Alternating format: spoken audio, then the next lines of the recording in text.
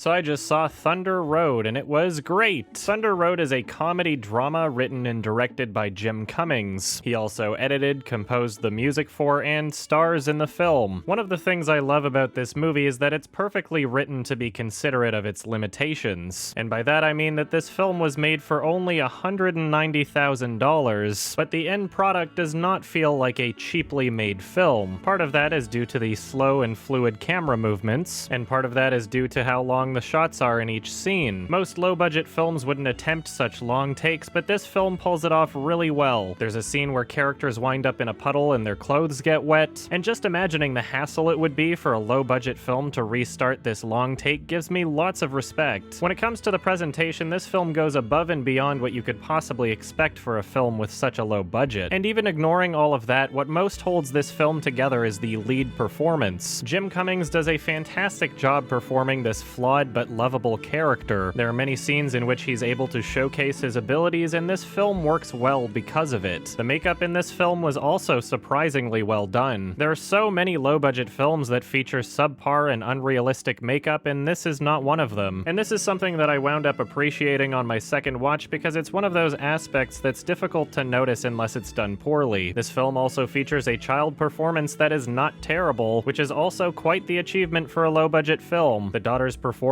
was believable and served the script very well. There are some minor characters in the film that don't do the best job with their performances, but nothing that takes away from the experience. There are many scenes that were filmed in clever ways. There's a scene where a slow zoom helps the experience by slowly revealing the appearance of one of the characters. There's a scene featuring a phone conversation where there's plenty of action taking place in the background. And not only does this give us added context towards these characters' relationships, but it helps immensely towards making the conversation feel natural, something that is also helped by the film's writing. It's not just well written in terms of understanding its budget and limitations, it's a film that you can tell cares about its characters, and the way they talk and interact really helps flesh them out. There is one aspect to this film that I wish was done better, and that is the film's score. The songs composed for this film are essentially just single instrument tracks, and they're not terribly written, but when every other aspect of this film delivers way above its budget, this is unfortunately the one element that reminds you that this is in fact a low-budget film. And when you compare this to films from Shane Carruth, who also writes, directs, stars, and scores his own films, but on a much smaller budget, there are never any points in his films where the soundtrack feels below what the rest of the film offers. And keep in mind that these are very different directors going for very different styles, but I do feel as though a more interesting score for this film would have been much more complimentary. Still, this film is pretty fantastic overall. I was eager to watch it for a second time and even picked up on some clever reincorporation that I missed on my first watch. This is a film that succeeds at being both hilarious and darkly emotional, and I would recommend that everybody check it out and experience it for themselves. You should be able to find it on iTunes, Amazon, or YouTube, depending on what region you are, and hopefully this film gets a Blu-ray release in the future, because that would be cool. Anyway, I really enjoyed this movie, so check it out, and I'm giving this one an 8 out of 10. It's closer to a 7 than a 9, but I think I'm keeping it at an 8. Thank you.